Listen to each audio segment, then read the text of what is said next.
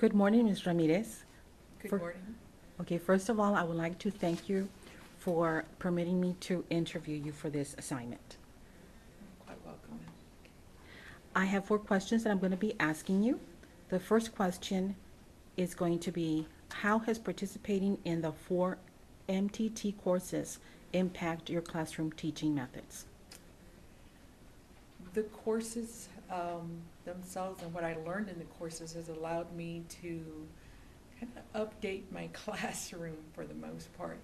I am using a lot of the Web 2.0 tools and that I learned about, plus managing to find some new ones on my own, as well as I have been able to teach some of my students how to use some of the new Web 2.0 tools, and we've kind of just stepped into the 21st century.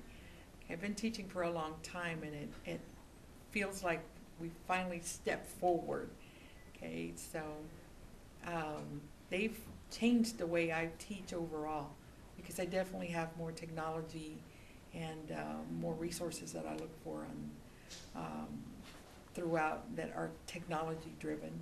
And my students are doing more of the collaborative projects as well because of the courses, which I probably wouldn't have been doing that had I not taken the courses. So.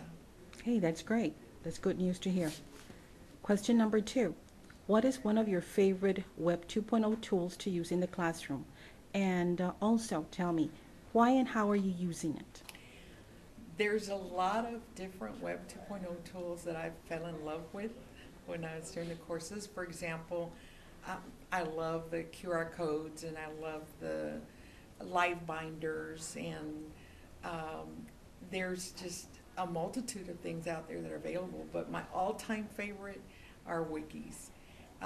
Once I got a hold of or learned through my courses how to make a wiki, set one up, I ran with it, because ultimately it's been the best tool for me in my classroom.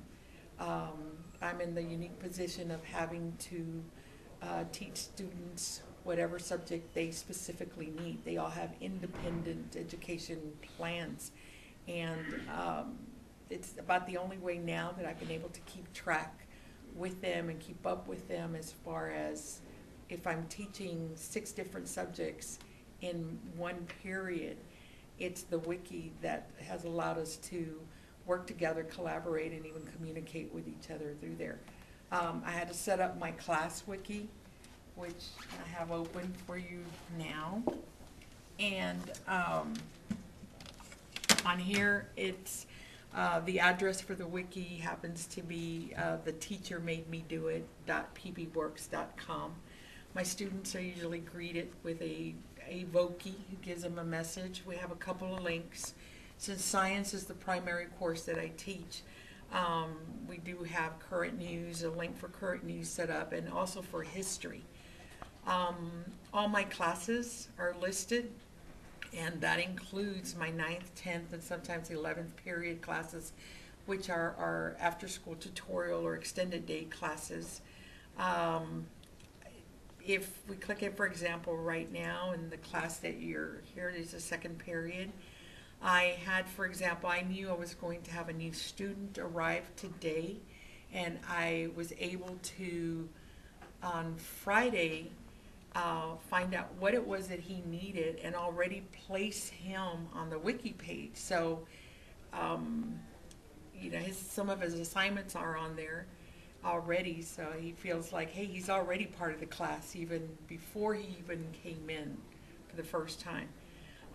My students are working on different subjects, and as you can see, some of these are linked to some of the textbooks that they're using. I don't always wind up teaching science. Sometimes I have a student that may need a different course, and not being a certified teacher in that course, it's wonderful to be able to utilize the textbook online material that's available, because as long as I find out what it is our teachers are doing, our students, I can link them right up to the material that they need. So it keeps you very well organized. Yes, for one. My students also, if they collaborate on projects, they also have, especially my aquatic students, are having to collaborate. Not only do I have it in classes, I do have some of the courses there, but some of the projects that they're having to do require collaboration. So they wind up having to go to another wiki, which they get linked up to it. It's called herefishyfishyfishy.pbworks.com. And my students are able to collaborate. For example, they collaborated on a vocabulary that was quite lengthy for their chapter, since it's almost at a college level course. Their aquatics is, it did have something like 180 vocabulary terms. Well, instead of one child having to do them all, they each took a part. They were asked, they had a rubric for how to put it together. And it really, at that time, it was basically just the word, the term, and definitions. But the students themselves took it a step further. For example, this particular student decided that, you know, just your regular definition and word listed on paper or on a document wasn't going to be good enough for him. He just self-motivated, decided he was going to create a PowerPoint for it, which of course is taking a while to load download. up. But he did exceptionally well. But then when the other students saw that that's what he was doing, without being asked to, they all decided to create PowerPoints and have visuals for the definition, which is great for me. That's great. In the future, I can use their work, show them as examples, and even other students, everybody could study off that particular project that they themselves were motivated enough to do on their own. So the students were motivated to excel. Yes, they Awesome. did. That's great. They did it.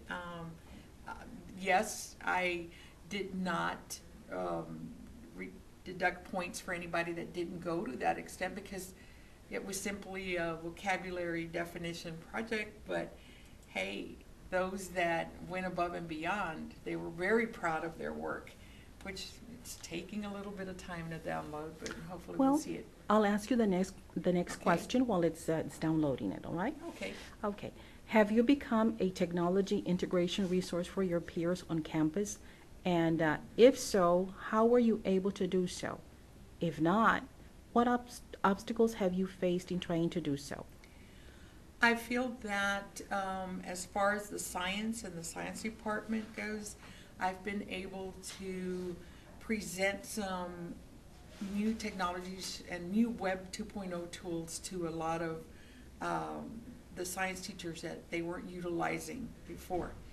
I also find a lot of different sites that sometimes would be beneficial for their specific subject in their classroom, since we helped in making some changes as far as introducing information about Web 2.0 tools that could be used in the classroom, as well as teaching some of my coworkers and peers, for example, how to set up a wiki alone, or where certain links or sites are located. Or I do send out, if I find a great site for a certain subject, a science subject, I send it out to that particular teacher so that they can look at the resources that are available for their subject. I also have participated in the mini conference that we had as one of the presenters, and I will also be presenting eventually at the Region 1 Tech Conference that will be held at the island this year. My wiki page also happens to have a place where I've put in some of the information. For example, the presentation that I used at that first mini conference is on you can link up to it through something called Teachers or Students Too. So, I mean, that's on there, so that's available.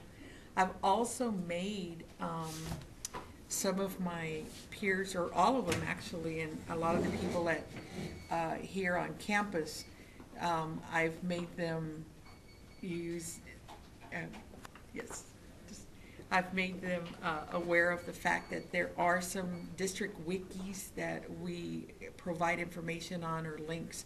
For example, the DISD Techie Tools. It's something that I worked on or helped, set up this summer, and I thought it was a great resource for all of us because it not only has information for every subject, it also has the safety and the copyright info as well.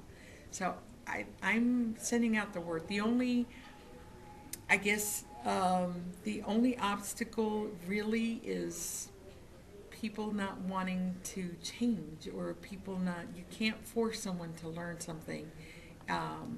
They have to be open to it. I've done well, I think, in that department, in that I think that because I'm one of the older MTT certified teachers, that it has allowed other teachers from the same baby boomer group to say, hey, if she's able to do this, I could probably change too. And that's, I think, the greatest obstacle is just resistance, or the desire not to change. But it's like I tell people, we either evolutionize or you become extinct. So get with the program. And that's what we have to do, Yeah. for the reason that most of the times I have heard comments, it's the older teachers or the older generation, they're not so receptive to technology. But you're a perfect example of, yes, it can happen, it can be done. It is. I'm in love with what I've learned, and I want more. Just have to find the time. So anyway. Okay, question number 4. How has your experience in the MTT program impact your self-image as a professional educator? I feel more confident. I feel that I can, it's amazing because, yes, my students are, technology natives, and I'm not. Yet, through this program, I've been able to learn so many things, and I've been teaching them how to learn certain things that they're doing, that they can do. Not only that, I think the word that describes how I feel is just, I feel empowered. It's empowerment for me. It's allowed me a different avenue for presenting the information that I'm required to. My first love is definitely science, but being able to present science in this way, or in this format, has really allowed a new avenue for this presentation. It's a different way for me to reach the kids. At this point, I can do science by the book, by old school, by new school, and if whatever's coming down the pike, I hope that I'm on that ride, that, I will try to learn that as well, because there's nothing wrong with knowing how to present your information in any format, and technology just happens to be the wave of the future, and I'll be surfing on it, I could tell you that much. So, Well, this empowerment has allowed you to, one more time, be able to customize the lessons for your students, yes. so that they can be successful, for the reason that some of us are visual learners, some of us are hands-on, and you're using integrated technology to accomplish that, Yeah. which is wonderful. Well, yeah, and I feel wonderful. It makes you feel wonderful when you can reach our younger people, our generation. Yes. Thank you, Ms. Ramirez. You're quite welcome, ma'am.